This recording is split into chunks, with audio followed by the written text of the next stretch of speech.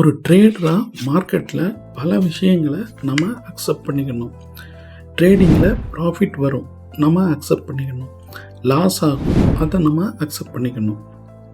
Sometimes ட்ரேடை miss பண்ணுவோம், accept பண்ணிக்கணும். Trading setup எல்லாம் கரெக்டாக இருக்கும், நம்ம அவைலபிளாக இருக்க முடியாமல் போகும், அதை நம்ம அக்செப்ட் பண்ணிக்கணும். சம்டைம்ஸ் செட்டப் எல்லாம் கரெக்டாக இருக்கும், ட்ரேட் எடுக்கிறப்ப சிஸ்டம் இன்டர்நெட் இஷ்யூ ஆகும், அதை நம்ம அக்செப்ட் பண்ணிக்கணும். சம்டைம்ஸ் ப்ளேஸ் பண்ண ஆர்டர் ட்ரிகர் ஆகாமல் போகும், அதை நம்ம அக்செப்ட் பண்ணிக்கணும். சம்டைம்ஸ் நம்ம ப்ளேஸ் பண்ண ஸ்டாப் லாஸ் ட்ரிகர் ஆகாமல் போகும், அதை நம்ம அக்செப்ட் பண்ணிக்கணும்.